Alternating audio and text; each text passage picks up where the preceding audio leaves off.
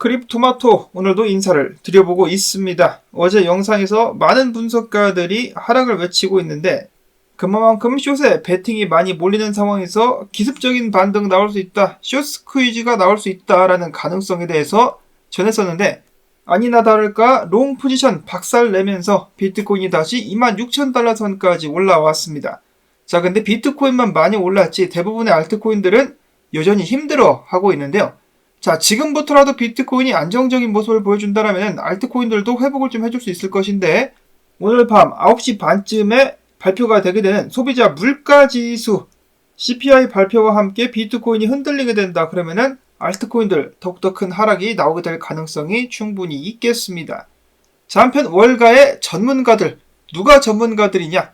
미국의 주요 은행, 수석 분석가들, 경제학자들로 구성이 된 미국 은행연합회 경제자문위원회 전문가들 같은 경우는 최근에 그래도 인플레이션이 많이 완화가 됐기 때문에 연준이 금리 인상을 중단하고 내년까지 최대 1포인트까지 금리를 인하할 수 있다는 전망을 내놨습니다.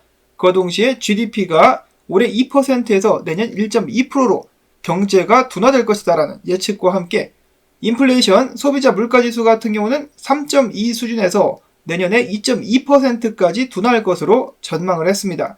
그래서 중요한 것은 금리 인상은 끝났으며 내년부터 금리 인하가 진행이 될 것이라는 것인데요. 1% 내린다는 전망입니다. 자, 근데 금리 인하가 나온다는 것은 미국 경기가 그 정도로 좋지 않다는 것을 의미를 하는 것이기 때문에 미국 증시라든지 위험자산들이 더욱더 하락할 가능성이 있다는 사실을 반드시 기억을 해야 되겠죠. 이런 상황 속에서 미국 같은 경우는 또 다른 문제에 직면하고 있습니다. 미국의 정권이 바뀌면서 미국의 국경이 허술해지자 수천만의 이 불법 이민자들이 계속해서 미국으로 밀려 들어오고 있는 것인데요.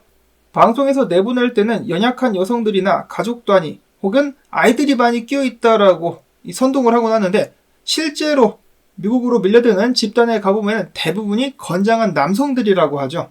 꾸준히 더욱더 많은 사람들이 미국으로 들어가기 위해서 몰리고 있는 가운데 지금 보시는 화면에만 4,000명이 포착이 되었고 대부분이 남성들이었었다라고 합니다. 이 사람들이 미국으로 계속해서 흘러 들어와가지고 미국 사회에 어떤 영향을 끼치게 될지도 주목해서 봐야 될 점이라는 것이겠죠. 자, 이 중에는 선량한 사람도 있겠습니다만은 무시무시한 범죄자들도 많이 껴있기 때문에 침체 쪽으로 기울고 있는 미국 경제와 사회에 어떤 영향을 끼치게 될 것인지 많은 미국 사람들은 긴장하고 있습니다. 다음으로 해서는 게리 겐세이 SEC 위원장에 관한 소식도 나와 있는데요. 그는 최근 미국 상원은행위원회 청문회에 참석을 했는데 변한 것이 하나도 없었습니다. 여전히 암호화폐 업계를 비방하면서 암호화폐는 사기로 가득 차 있다.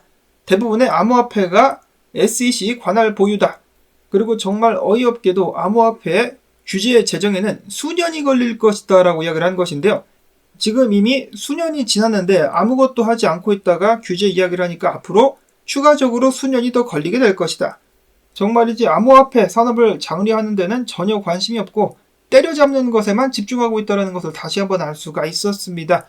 자, 그리고 게리 겐세이에게 이런 질문도 들어가는데요. SEC가 비트코인 현물 ETF 승인을 위해서는 무엇을 해야 하느냐? 라고 물어보자 그레이스케일을 비롯해가지고 아직 검토 중에 있다. 여러 건의 현물 ETF 승인 신청 서류가 제출되어 있는데 이를 들여다보고 있으며 직원들의 입장을 기다리는 중이라는 전혀 도움되지 않는 답변만 들어놨습니다. 자, ETF 신청서가 제출이 된 지 꽤 시간이 지났고 SEC 내 직원들도 굉장히 많이 있는데 아직까지 검토만 하고 있으며 직원들의 입장을 기다리고 있다라고 하네요. 정말 빠따로 한 대 때리고 싶다라는 생각이 듭니다. 이러는 사이에 현물 ETF 신청은 한 건 더 늘어났습니다. 1조 5천억 달러 상당의 자산을 관리하는 프랭클린 템플른 투자회사가 비트코인 현물 ETF를 추가적으로다가 신청을 했습니다. 게리 겐슬러 일 안 할래? 그는 정말 출근해가지고 하는 일이 뭔가 라는 생각을 해보게 됩니다. 그리고 지금 현재 투자 심리가 굉장히 위축되어 있는데 나는 이럴 때를 노리고 오히려 투자를 들어가겠다라고 외치고 있는 던힐 패밀리 오피스. 예, 맞습니다. 그 담배 회사 던힐이 맞는데요. 이 던힐의 투자 및 자산을 관리하는 패밀리 오피스 측 같은 경우는 암호화폐가 약세장으로 고전하고 있는 지금이야말로 바로 암호화폐에 대한 역투자가적 베팅을 할 시점이다라고 이야기를 했습니다. 자, 던힐의 설립자의 고손자는 이야기하기를 지금은 그 누구도 암호화폐에 실제로 투자하고 있지 않고 암호화폐 투자로 돈을 벌기가 어려운 상황이다. 그렇기 때문에 나는 들어간다. 나는 모든 사람들과 반대로 해버리고 싶다. 지금 약세장 분위기는 내가 투자를 모색하는 이유다라고 이야기를 하면서 신중하게 투자를 들어갑니다. 정찰병이라고 하죠. 일단 약간 맛을 본다라는 의미에서 300만 달러를 넣어보고 나중에 추가적으로 투자를 하겠다라고 이야기를 하고 있는 것인데요. 분할 매수의 좋은 예라고 볼 수가 있겠습니다.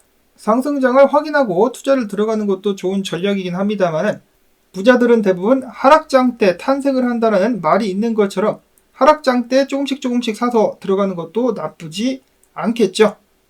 근데 아직도 이걸 못하는 사람들이 너무 많아가지고 상승장 고점에 몰빵 쳤다가 물리는 일이 비일비재합니다.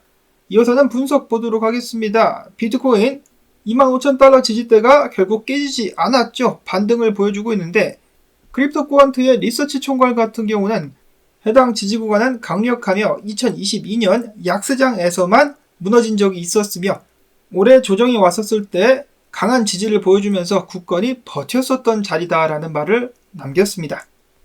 한편 이번 비트코인 급락 전에 비트코인이 추가적으로 10% 더 하락할 수 있다고 이야기를 했었던 반대포프 하락했었던 자리에서 강력하게 비트코인이 벌떡 일어서자 비트코인이 앞으로 25,300에서 25,600달러 선을 지켜줄 수가 있다라면은 전체적인 조정이 끝났을 수도 있다라는 굉장히 희망적인 분석을 내놨습니다.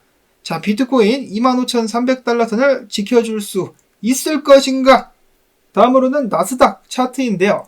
최근 흔들리고 있는 미국 증시 하락에 엄청난 베팅을 한 마이클 버리가 다시 한번 승리를 하는 것이 아니냐라는 의견들이 나오고 있는 가운데 과거 하락 때와 모습이 비슷하게 이어지고 있다라는 차트 분석이 나오고 있습니다. 자, 그런데 반대로 블런치 분석가 같은 경우는 알레시오 라스타니와 비슷하게 미국 달러가 한 번 더 솟을 수 있겠지만 결국은 크게 하락할 것이다 라는 의견을 내놨습니다. 즉 비트코인 관점에서 보자면 한 번 더 크게 내릴 가능성은 있겠지만 그 후로 상승하게 될 수 있다라고 예측을 하고 있는 것이겠죠. 자, 과연 누구 말이 맞을 것인가? 인컴샤크 분석가 같은 경우는 더 낮은 가격대를 예상하고 있긴 하지만 그럼에도 불구하고 지지 구간에서 숏을 치는 것은 어리석은 것이다 라고 이야기를 하고 있으며 만약에 지금까지 팔지 않고 현물을 들고 있었다면 지금 팔기에는 너무 늦은 자리다. 그냥 들고 가는 것을 추천한다라고 이야기를 했습니다. 이어서는 비트코인에 관련된 엇갈린 분석도 나오고 있는데요.